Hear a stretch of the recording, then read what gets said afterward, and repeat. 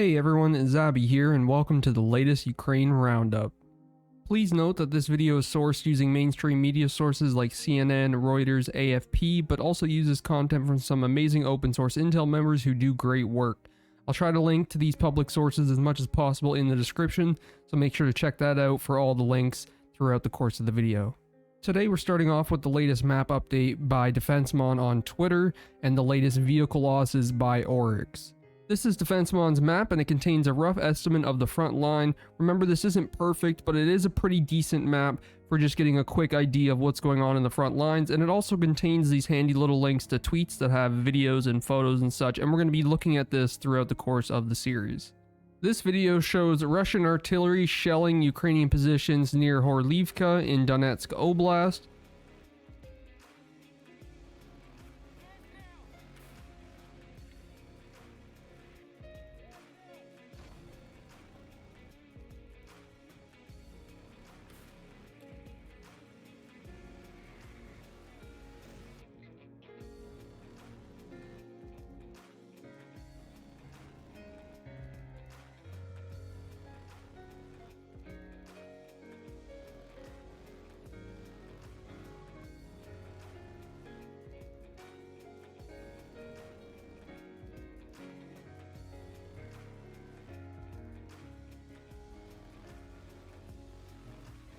This is a geolocation done by a couple of Twitter users showing a spot where Russian infantry was shelled while evacuating an injured soldier south of Bakhmut. And this is another geolocation, this time about the Birds of Hungary targeting Russian infantry with a kamikaze drone. This was also in Bakhmut, as well as the last picture. And this one shows some more geolocation information for this attack. One thing to note about Bakhmutsky is on Monday, Russia said that they actually captured that village, and they've been trying for months. Their statement was, the territory of the Donetsk People's Republic, the village of Bakhmutsky, was liberated by the armed forces of the Russian Federation.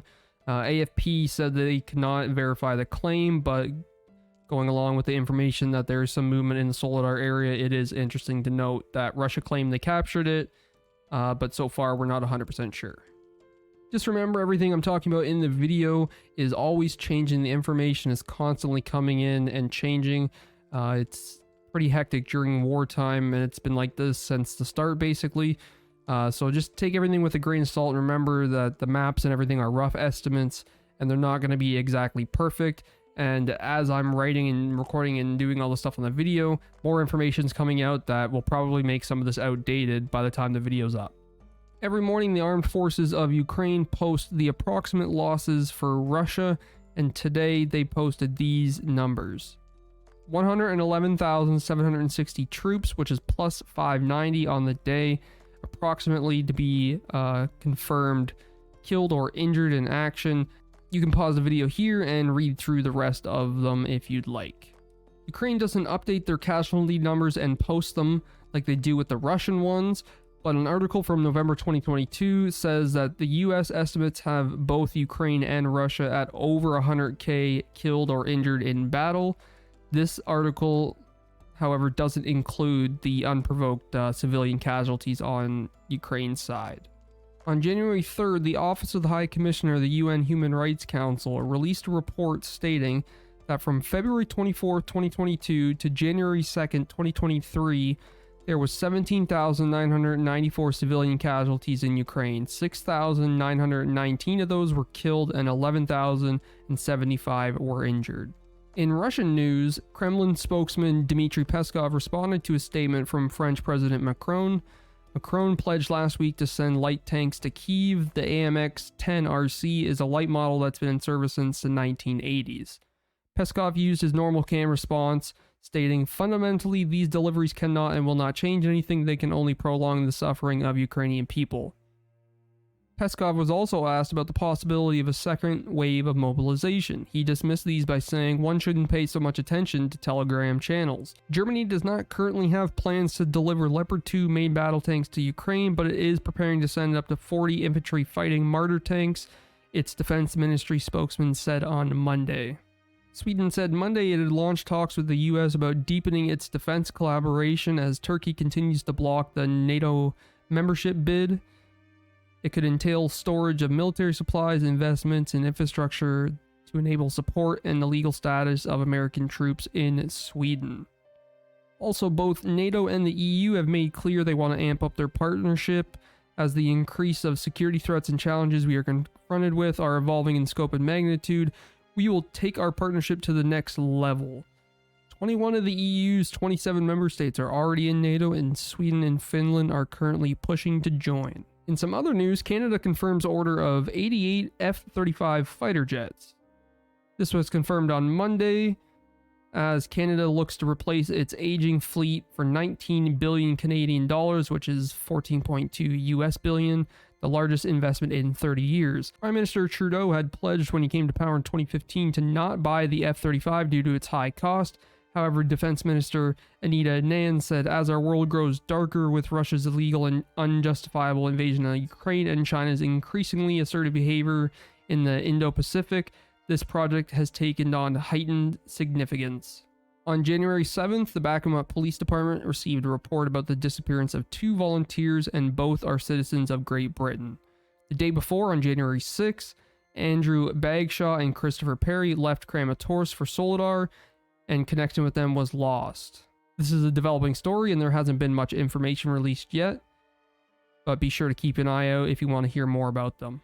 8 people were hospitalized after a rocket attack in Mykolaiv Oblast.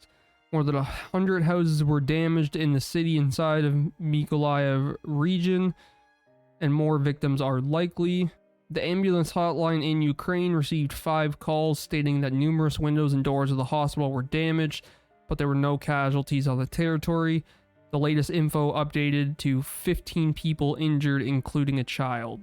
In Kharkiv, there was a Russian strike on a Ukrainian market. This killed 2 women. They were 50 and 60 years old, and it also injured 6 others. This was posted by Oleg Sinagubov on social media.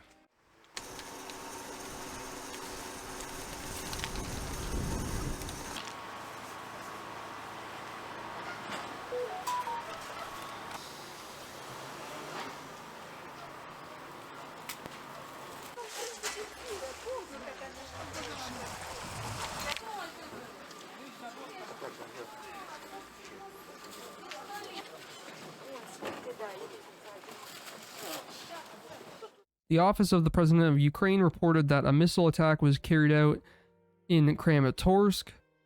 The Russian rocket hit a roadway and killed 2 people inside of a car.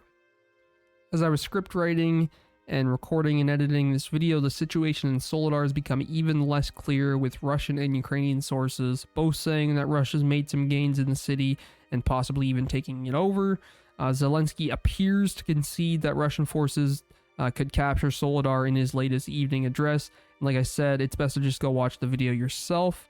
And that wraps up the latest Ukraine roundup. Hopefully you enjoyed this style of video. It's something I wanted to test out, maybe give it a shot. Maybe I'll do a couple more and see how it goes, see if people enjoy it. But I wanted to try something new and see how it went. Thanks for watching, everyone, and I will see you later.